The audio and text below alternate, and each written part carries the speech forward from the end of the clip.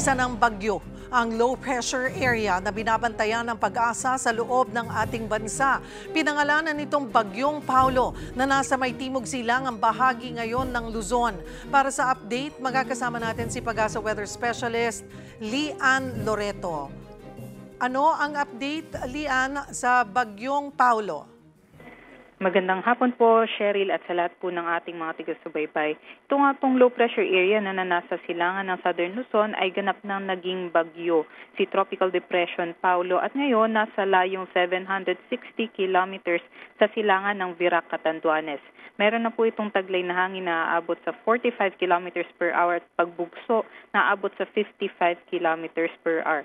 Sa ating nga pong nakikita, patuloy po itong mag-i-intensify habang kumikilos po ito pa northwestward at posible nga pong maging severe tropical storm category bago po maglandfall at tumawid dito sa may northern Luzon area possibly by Friday po yan at makakalabas naman po ng ating Philippine Area of Responsibility sa Sabado. So, saan inaasahan ito magla-landfall at kailan, Lian? Sa ating nakikita, Friday po, posibleng maglandfall sa may Aurora o sa may Isabela area at hindi pa naman natin inaalis yung tsansa na posible pa pong bumaba yung track nitong si Paulo at maaaring maapektuhan nga po yung ating mga kababayan sa may Nueva Vizcaya at dun po sa may Central Luzon area. Pero sa ngayon ay may kalayuan pa, so wala pa bang mga storm warning signals na nakataas sa ilang probinsya? Sa ngayon, wala pa po tayong wind signals na nakataas sa anumang bahagi ng ating bansa. Ngunit asahan po natin ngayong hapon o mamayang gabi ay magtataas na po tayo ng wind signal number 1 in anticipation po dito sa landfall nitong si Paulo. Gaano ba kabilis ang kilos nito pa northwestward?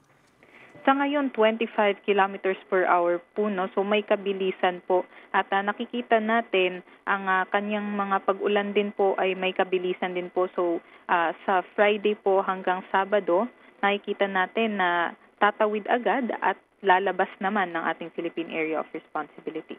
Anong mga probinsya sa kilos nito, yung forecast track na northwest, anong mga probinsya ang kailangang maghanda at inaasahang dadaanan nitong Bagyong Paulo? Basta nakikita natin yung mga naapektuhan po nitong si Super Bagyong Nando, yun din po yung mga makakaranas ng mga epekto naman nitong si Paulo. So dito po sa may Cagayan Valley, ang Cagayan, Isabela, Quirino, Nueva Vizcaya, posible din po dito sa may Cordillera Administrative Region, lalong-lalo na dito sa may Mountain Province, Ifugao, Benguet, Kalinga, at pati na rin sa Abra. At dadaan din po ito sa may Ilocos Region.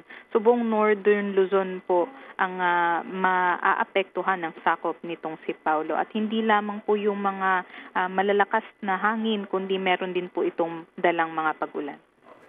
Ongoing ngayon, Lian, yung rescue effort sa Cebu matapos yung lindol kagabi. Kumusta ang magiging lagay ng panahon sa kanilang probinsya? Sa ngayon po ay nasa makulimlim po yung ating panahon dito sa may Cebu. Ngunit hindi naman natin inaasahan na magkakaroon sila ng malalakas na mga pag-ulan. Kung meron pong mga pag-ulan ay mga ambon-ambon lamang at kalat-kalat ngayong araw po. Ngunit sana po maka-recover po yung ating mga kababayan doon at inaasahan naman po natin na magiging less likely naman yung mga ganong grabing mga pag-ulan. Pero itong sa paglapit ng Bagyong Paulo, magkakaroon ba ito ng epekto sa kanilang panahon sa Cebu?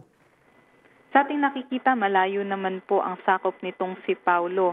Kaya't ang magiging epekto lamang po nito ay magkakaroon lamang tayo ng slight enhancement sa habagat. Ngunit hindi naman po ito magdadala ng malalakas na mga pag-ulan. Yung mga makulimlim na panahon lamang po. Maraming salamat for the update. Pag-asa Weather Specialist Lian Loreto.